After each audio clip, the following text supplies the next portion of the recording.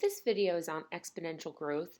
And we'll be focusing on exponential growth, but the equation here is actually for exponential growth and decay. So A is the amount after a certain amount of time. The little small a is your initial amount. And R is your interest, which is a decimal. So you want to divide that by 100. Now it's going to be 1 plus R if it's exponential growth. It's going to be decay when it's 1 minus R.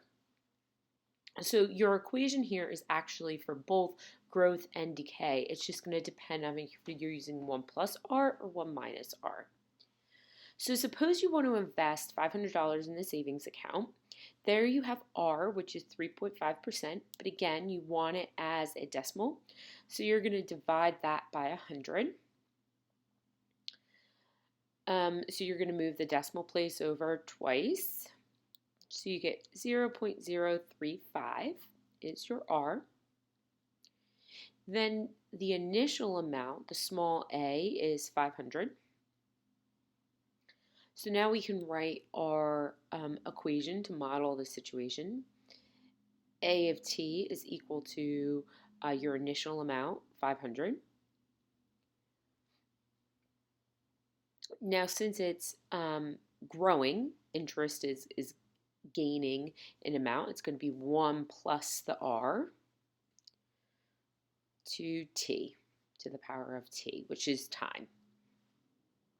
So t is just another variable. We usually use t instead of x since it's representing time. And then you get 500 times 1 plus 0. Well, we could write it as 1.035 to the t.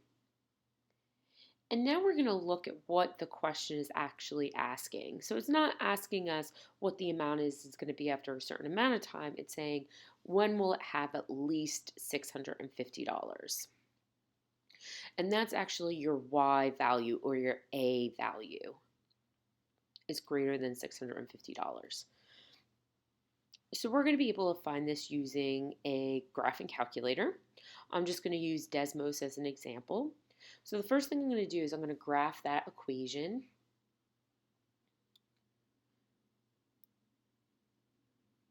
And I'm just going to use X so I don't confuse Desmos, although T works as well. So, okay, and then you can see the graph there. Again, I'm not really going to be concerned with the negative portion of the graph, but you can see that y-intercept is 500. That was the initial amount. And now I'm looking for where it's greater than 650. So I graph y equals 650, and I see there, after 7.6 years, it's $650. But remember, the interest is only being added on every year, so it's going to be after the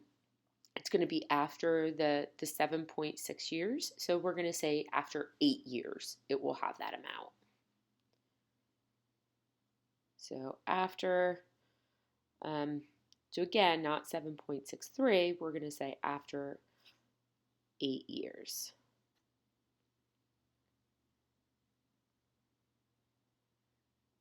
I hope this was helpful.